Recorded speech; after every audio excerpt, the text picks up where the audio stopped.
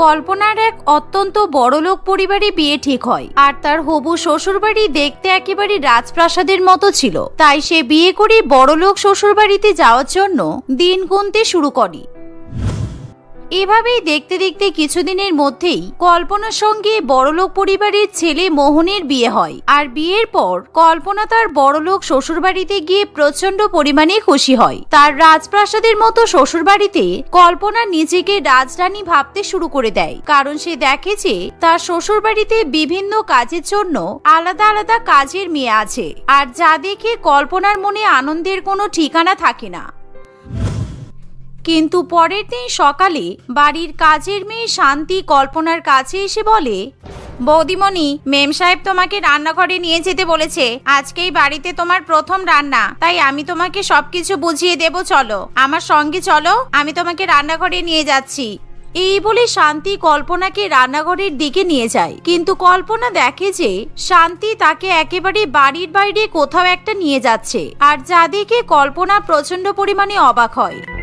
আর কিছুক্ষণের মধ্যেই শান্তি কল্পনাকে বাড়ির বাইরে এক কুড়ে ঘরের মতো দেখতে রান্নাঘরে নিয়ে যায়। আর সেই রান্নাঘরের মধ্যে এক বড় মাটির উনুন রাখা থাকে, যা দেখে কল্পনা একেবারে আকাশ থেকে পড়ে।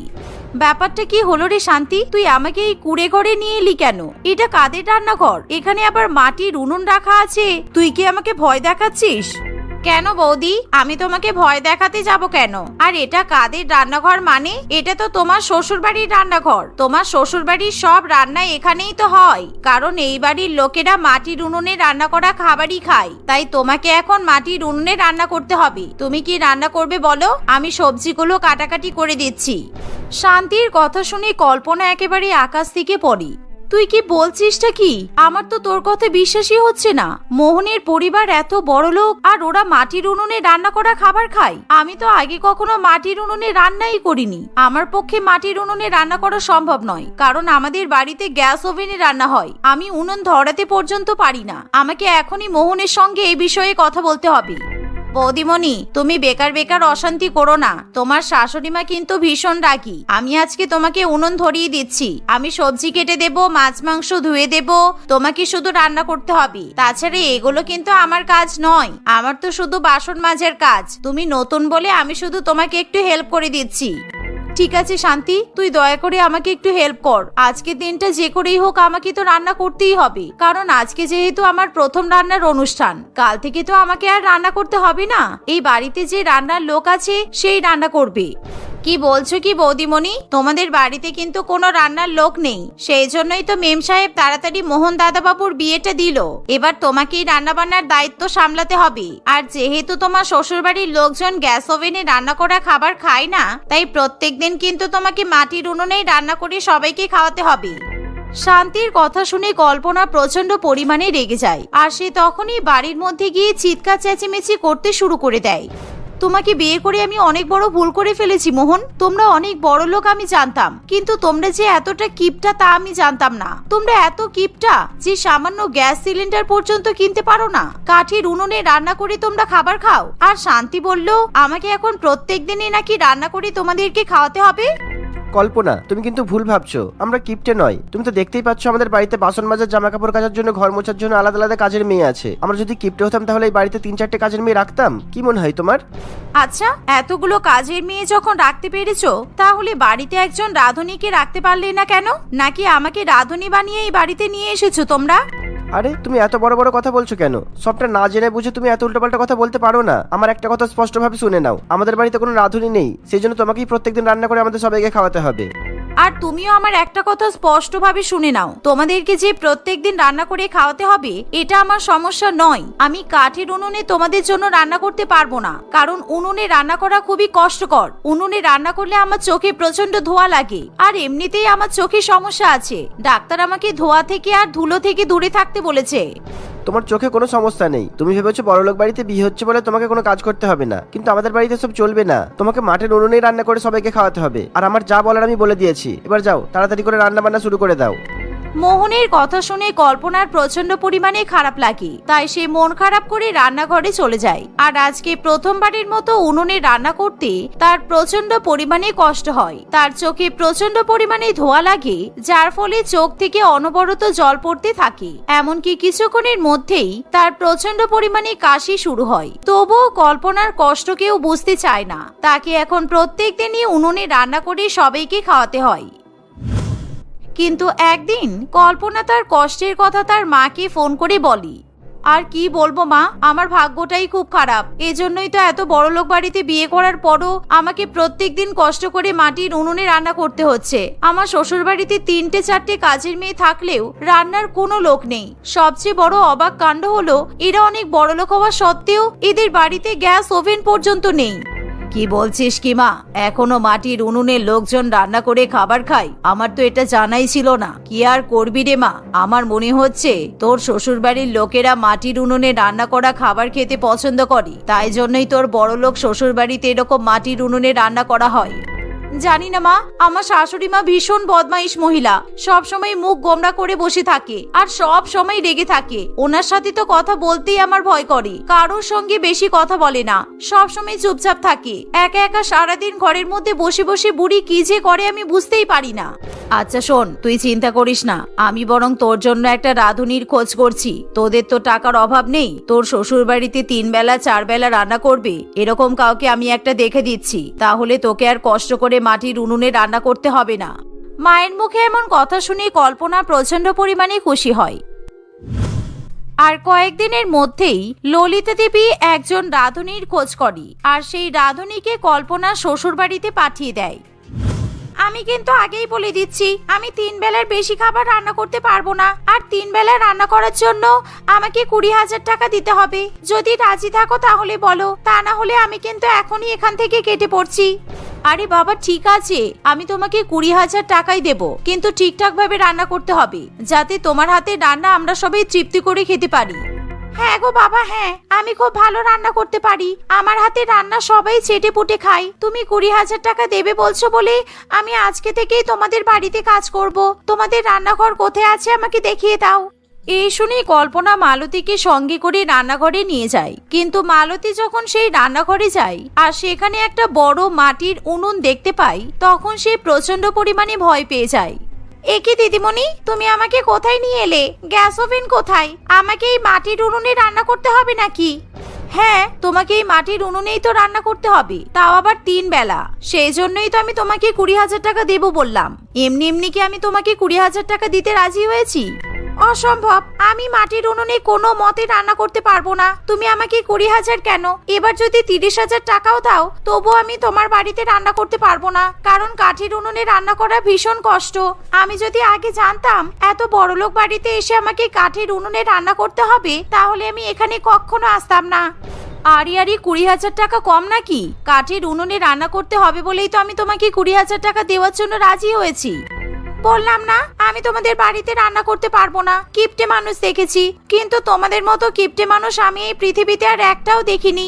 কোথায় ভেবেছিলাম বড়লোক বাড়িতে এসে 4টে চুলোওয়ালা গ্যাস ওভেন থাকবে আর সেখানে মজা করে রান্না করব, কিন্তু তা নয়। আমাকে নাকি এখন মাটির উনুনে রান্না করতে হবে। আমি এই উনুনে রান্না করে কালো হতে চাই না। আমি কালো হয়ে গেলে আমার বর আমাকে ছেড়ে চলে যাবে।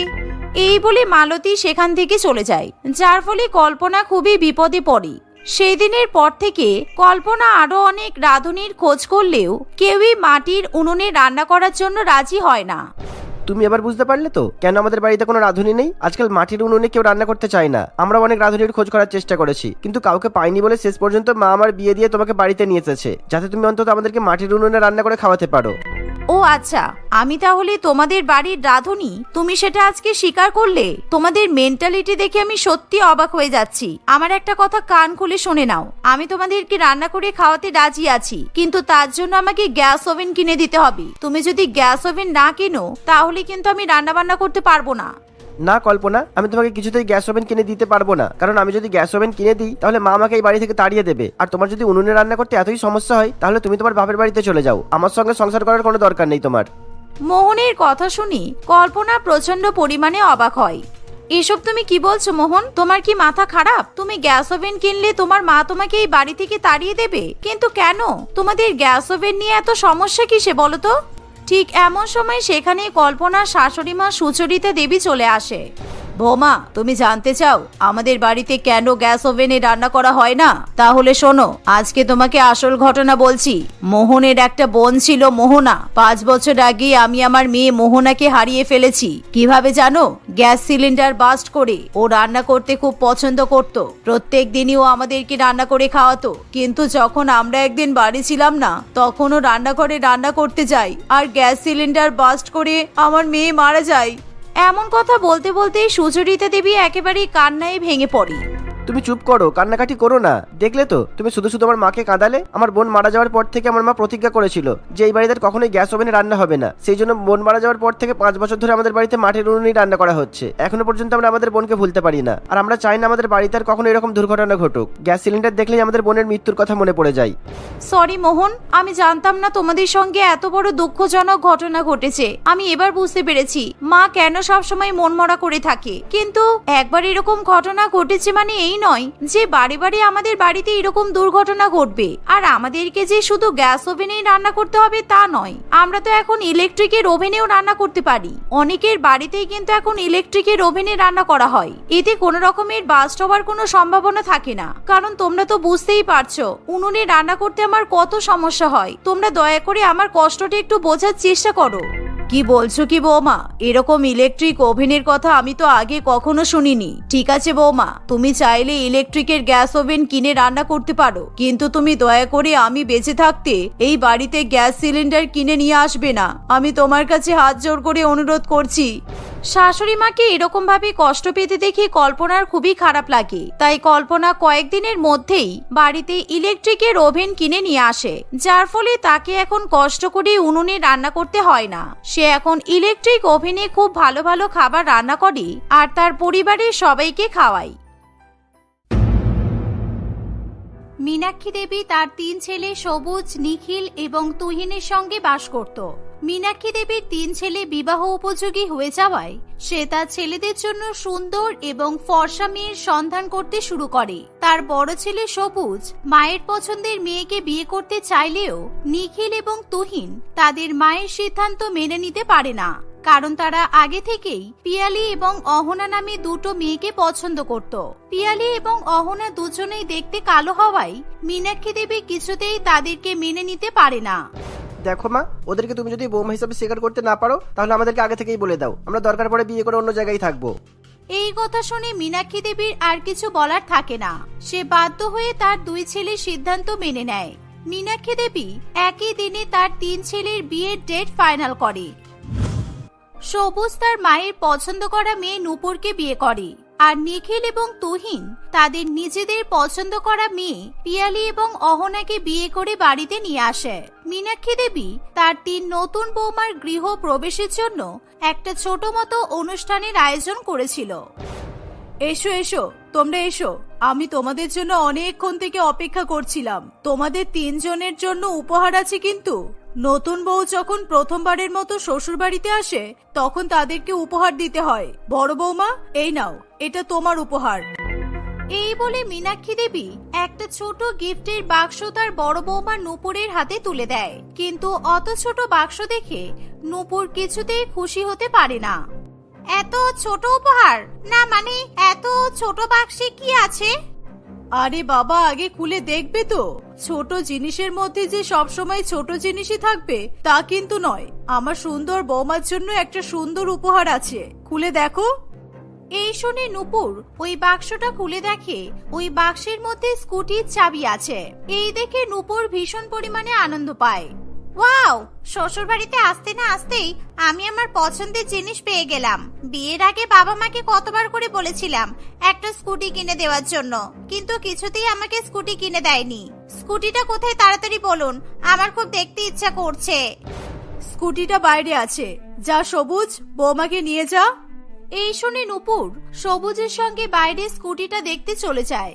এমন সময় মীনাক্ষী দেবীর মেজ বৌমা পিয়ালি বলে, মা, আপনি আমাদেরকে তো কোনো উপহার দিলেন না। আপনি যে বললেন আমাদের 3 জনের জন্যই উপহার আছে। ও হ্যাঁ, তাই তো, আমি তো ভুলেই গেছি। এই নাও, তোমাদের দুজনের জন্য একটাই উপহার আছে। এই যে সাইকেলের চাবি, তোমাদের যখনই কোথাও যাওয়ার প্রয়োজন হবে এই সাইকেলে করে যাবে, ঠিক আছে? আশা করছি তোমাদের এই গিফটটা পছন্দ হয়েছে। মীনাক্ষী দেবী তার বড় বৌমাকে স্কুটি উপহার দিয়েছে আর সেই জায়গায় তার দুই বৌমাকে সাইকেল উপহার দিয়েছে দেখে পিয়ালি এবং অহনা দুজনেরই মন খারাপ হয়ে যায়। কি হলো, আমার দেওয়া উপহার বুঝি তোমাদের পছন্দ হয়নি? কি করব বলো, তোমাদের দুজনকেও যে আমার পছন্দ হয়নি। আমার দুই ছেলে আমার বিরুদ্ধে গিয়ে তোমাদের দুজনকে বিয়ে করেছে। এবার যাদেরকে মন থেকেই পছন্দ হচ্ছে না তাদের জন্য কি করে ভালো উপহার দিই বলো তো? না না মা, আপনি যে আমাদেরকে উপহার দিয়েছেন এটাই আমাদের কাছে অনেক। আপনি উপহার না দিলেও শুধু হাত তুলে আমাদের জন্য আশীর্বাদ করবেন, তাহলেই হবে।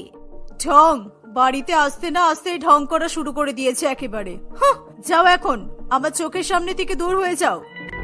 নিজেদের মায়ের মুখে এমন কথা শুনে নিখিল এবং তুহিন দুজনেরই খুবই খারাপ লাগে, কিন্তু তবুও তারা কিছু বলে না। পরের দিন সকালবেলা বড় বৌমা নূপুর একটা খুবই দামি শাড়ি পরে এবং সেই সাথে একটা খুবই সুন্দর দেখতে সোনার নেকলেস পরে বাইরে বেরিয়ে আসে।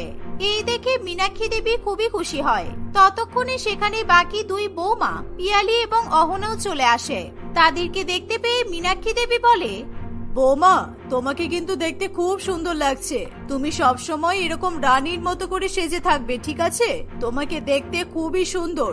আমি অনেক দিন ধরে স্বপ্ন দেখছিলাম আমার বাড়িতে এরকমই সুন্দর সুশীল বৌমা নিয়ে আসবো। এতদিনে আমার মনের আশা পূর্ণ হলো।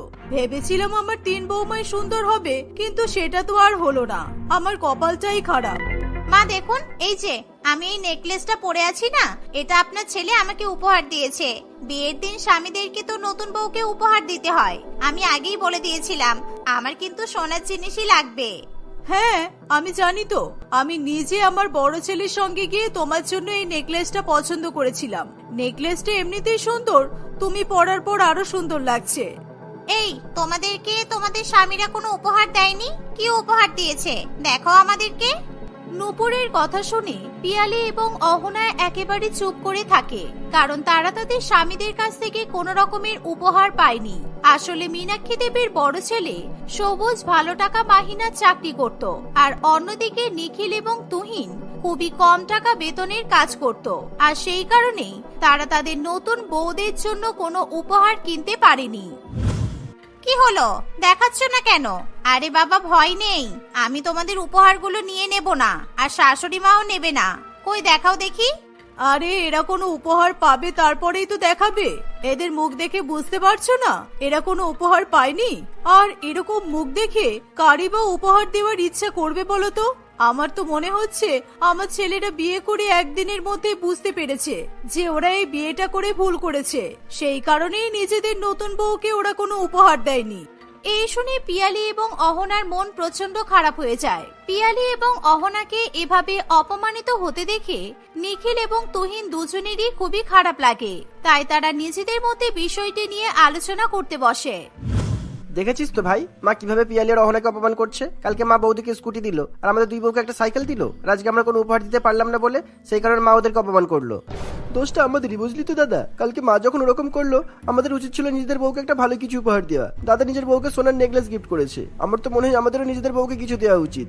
কিন্তু এই মুহূর্তে আমাদের দুজনের হাত তো ফাঁকা। এই তো সবে বিয়েটা করে উঠলাম, কম দামি কিছু দিলে আবার তো সেই মা ওদেরকে অপমান করবে। কি করা যায় তুই বলতো, আমি তো কিছু বুঝতে পারছি না। আমার কিন্তু একটা ভালো আইডিয়া আছে। আমরা দুজনে টাকা মিলিয়ে একটা রূপার বড় নেকলেস কিনি। সোনার তুলনায় রূপার দাম তো অনেক কম। দুজনে টাকা মিলিয়ে একটা ভালো ভারী দেখে রূপার নেকলেস কিনতে পারবো, আর সেই রূপার নেকলেসের উপর সোনার প্রলেপ লাগিয়ে দেবো। আর সোনার প্রলেপ লাগানো থাকলে সবাই ওটা সোনাই মনে করবে। কিন্তু এটা করা কি ঠিক হবে? পিয়ালি আর অহনা জানতে পারলে ওরা তো খারাপ ভাববে। পিয়ালি আর অহনা খুব ভালো মেয়ে, ওদের মন খুব ভালো। ওরা যদি জানতে পারে তবু ওরা আমাদের অসুবিধা সুবিধা বুঝবে। তবে ওটা যে সোনার নেকলেস নয় ওটা কিন্তু সহজে বোঝা যাবে না। এমনই ভাবনা চিন্তা করে নিখিল এবং তুহিন দুই ভাই তখনই একটা জুয়েলারি শপে চলে যায়। সেখানে গিয়ে তারা নূপুরের নেকলেসের মতোই একেবারে সেম দেখতে একটা রূপার তৈরি নেকলেস পছন্দ করে, আর ওই নেকলেসের উপর সোনার প্রলেপ লাগিয়ে দেওয়ার কথা বলে। তারা দুই ভাই খুবই খুশি হয়ে ওই নেকলেসটা নিয়ে বাড়ি ফিরে আসে। এই দেখো আমরা তোমাদের জন্য কি উপহার এনেছি। তোমরা তো ভালো করেই জানো আমাদের স্যালারি খুবই কম, সেই জন্য আমরা দুই ভাই টাকা মিলিয়ে তোমাদের জন্য একটা সোনার নেকলেস কিনতে পেরেছি। আশা করছি তোমাদের এটা পছন্দ হবে। তোমরা দুজনে মিলেমিশে এই নেকলেসটা পরো, কেমন? আমাদের হাতে পরে আরো টাকা আসলে তোমাদের জন্য আলাদা করে নেকলেস তৈরি করে দেবো। নেকলেসটা দেখে পিয়ালি এবং অহনা দুজনেই খুবই খুশি হয়, কিন্তু মীনাক্ষী দেবী এবং তার বড় বৌমা কিছুতেই খুশি হতে পারে না। তারা রাগে হিংসায় একেবারে জ্বলে ওঠে। কই দেখি দেখি, একবার নেকলেসটা দেখি। এই নেকলেসটা তো একদম আমার নেকলেসের মতোই দেখতে, সেই জন্য একবার হাতে নিয়ে দেখতে চাইছি। এই বলে নূপুর নেকলেসটা পিয়ালির হাত থেকে নিয়ে নেয়। নেকলেসটা হাতে নিয়ে সে মনে মনে ভাবে, ওরে বাবা, এই নেকলেসটা তো খুব ভারী। দেখতে আমার মতো হলেও আমার নেকলেসের থেকে দুগুণ বেশি ভারী। আমার বোন নিশ্চয়ই কিপটেমি করে আমার জন্য কম দামের নেকলেস কিনেছে। এত ভারী নেকলেসের দাম নিশ্চয়ই অনেক বেশিই হবে। না, আমার এই নেকলেসটাই চাই, যে করেই হোক আমি এটা হাতিয়েই ছাড়বো। কিভাবে পিয়ালি এবং অহনার নেকলেসটা হাতিয়ে নেওয়া যাবে, নূপুর সেই ভাবনা চিন্তাই করতে থাকে আর মনে মনে হিংসার আগুনে জ্বলতে থাকে। রাত্রিবেলা সুযোগ পেয়ে নূপুর পিয়ালির ঘর থেকে সোনার প্রলেপ দেওয়া নেকলেসটা চুরি করে নেয়। ওই নেকলেসটা দেখে সে কিছুতেই বুঝতে পারে না যে ওটা আসলে সোনার নয়, ওটা সোনার প্রলেপ দেওয়া রূপার নেকলেস ছিল। এই তো, এবার এই নেকলেসটার বদলে আমার নেকলেসটা এখানে রেখে দিই, ওরা কিচ্ছু বুঝতেও পারবে না। এভাবেই নূপুর তার নিজের অরিজিনাল সোনার নেকলেসটা সেখানে রেখে সোনার প্রলেপ দেওয়া নেকলেসটা চুরি করে নিয়ে চলে যায়। পিয়ালি এবং অহনা কিছু বুঝতেও পারে না। এভাবেই 2-1 দিন কাটে। আমি ঠিক করেছি আজকেই তোমাদের তিনজনের প্রথম রান্নার নিয়মটা সেরে নেব। তোমরা তিনজনে আজকে ভালো ভালো খাবার রান্না করবে, আর যার হাতের খাবার সবচেয়ে বেশি ভালো হবে তার জন্য কিন্তু ভালো উপহার আছে। আর আমি আশা করব এই উপহারটা আমার সুন্দরী বৌমা যাতেই পায়। কি বড় বৌমা, তুমি ভালো করে রান্না করতে পারবে তো? কিন্তু মা, আমি তো শুধু ম্যাগি ছাড়া আর কোনো খাবারই রান্না করতে পারি না। আমি ভেবেছিলাম আমি দেখতে এত সুন্দর, সেই জন্য হয়তো শ্বশুর বাড়িতে গিয়ে আমাকে কোনো কাজ করতে হবে না। কিন্তু 2 দিন যেতে না যেতেই আপনি তো আমাকে রান্না করে পাঠিয়ে দিচ্ছেন। না না, তুমি ভুল ভাবছো। এটা তো একটা নিয়ম, এটা সবাইকেই পালন করতে হয়। শুধু আজকের দিনটা কষ্ট করে তুমি যা পারো সেটাই রান্না করো। তুমি ম্যাগি বানাতে পারো তো? ঠিক আছে, তুমি ম্যাগিই বানাও। আমার তো ম্যাগি খেতে খুবই ভালো লাগে। ম্যাগি আমার ফেভারিট খাবার। আমি কথা দিচ্ছি আজকের পর থেকে তোমাকে আর রান্নাঘরে ঢুকতেও হবে না। এই শুনে নূপুর খুবই খুশি হয়। এই যে তোমরা শুনলে তো শাশুড়ি মা কি বললো, রান্নার দায়িত্ব কিন্তু তোমাদের দুজনেরই থাকবে। আজকে আমি শুধু ম্যাগি বানাবো, তোমরা দুজনে আগে রান্না করে নাও, তারপর আমি ম্যাগি বানাবো, ঠিক আছে? নূপুরের কথা শুনে পিয়ালি এবং অহনা কিছু না বলেই রান্নাঘরে চলে যায়। তারা খুব সুন্দর করে বিভিন্ন রকমের পদ রান্না করে রান্নাঘর থেকে বেরিয়ে পড়ে। আর তখনই নূপুর রান্নাঘরে ম্যাগি বানাতে যায়। নূপুর ঠিকভাবে গ্যাস ওভেন ধরাতে না পারায় সে রান্নাঘরে আগুন লাগিয়ে ফেলে। রান্নাঘরে আগুন দেখে সে খুবই ভয় পেয়ে যায়। খুবই দ্রুত গতিতে রান্নাঘরের আগুন চারিদিকে ছড়িয়ে পড়তে থাকে। আগুন দেখে বাড়ির 3 বউ তাড়াতাড়ি করে বাইরে বেরিয়ে পড়ে, কিন্তু তখন তাদের শাশুড়ি মা মীনাক্ষী দেবী বাথরুমের মধ্যে ছিল। বাথরুম থেকে বেরিয়ে মীনাক্ষী দেবী আগুন দেখে অজ্ঞান হয়ে পড়ে যায়। আর তখনই পিয়ালি এবং অহনার মনে পড়ে তাদের শাশুড়ি মা বাড়ির ভেতরেই আছে। তারা নিজেদের জীবনের পরোয়া না করে শাশুড়ি মাকে আগুনের মধ্যে থেকে উদ্ধার করে বাইরে নিয়ে আসে। ইস, আমরা লেট করে ফেলেছি, মায়ের শরীর তো অনেকটাই পুড়ে গেছে, তাড়াতাড়ি মাকে হসপিটালে নিয়ে যেতে হবে। এই বলে পিয়ালি এবং অহনা তাদের শাশুড়ি মাকে হাসপাতালে নিয়ে যায়। নূপুরও তাদের সঙ্গে সঙ্গে যায়। ডাক্তারের কাছ থেকে তারা জানতে পারে মীনাক্ষী দেবীর অবস্থা খুবই শোচনীয়। এমনকি তখনও পর্যন্ত নূপুর কাউকেই বলে না যে রান্নাঘরে তার কারণেই আগুন লেগেছিল। খবর পেয়ে 3 ছেলেও হাসপাতালে চলে আসে। ডাক্তার তাদেরকে জানায় তাদের মায়ের চিকিৎসার জন্য অনেক টাকার প্রয়োজন। 3 ভাই তৎক্ষণাৎ টাকা জোগাড় করতে শুরু করে দেয়। আমাদের তো এখনো 50,000 টাকার প্রয়োজন। 50,000 টাকা কম পড়ছে। নূপুর, আমি তোমাকে যে সোনার নেকলেসটা উপহার দিয়েছিলাম না, তুমি ওটা দাও না। ওটা বিক্রি করলে 50,000 টাকা আমরা পেয়ে যাব। তোমার কি মাথা খারাপ? বিয়ের পরে তুমি প্রথমবারের মতো আমাকে ওই উপহারটা দিয়েছিলে, আমি কিছুতেই ওটা তোমাকে দিতে পারবো না। এমন সময় সেখানে পিয়ালি এবং অহনা এসে তাদের হাতে 50,000 টাকা তুলে দেয়। এই দেখে বাড়ির সকলেই খুবই অবাক হয়। আমার আর অহনার যে নেকলেসটা ছিল, তোমরা যেটা আমাদেরকে গিফট করেছিলে, আমরা সেটা বিক্রি করে এই টাকাটা নিয়ে এসেছি। তাড়াতাড়ি এবার মায়ের চিকিৎসা শুরু করতে বলো। এই শুনে নিখিল এবং তুহিন একেবারে আকাশ থেকে পড়ে। কিন্তু এটা কিভাবে সম্ভব? আমরা দুই ভাই তো তোমাদেরকে রূপার নেকলেস দিয়েছিলাম, আর ওই নেকলেসের উপর তো সোনার প্রলেপ লাগানো ছিল। ওই নেকলেসটা বিক্রি করে তোমরা 50,000 টাকা কিভাবে পেলে? ওটা বিক্রি করে তো 5,000 টাকাও পাওয়া যাবে না। কি বললে ওটা রূপার নেকলেস ছিল?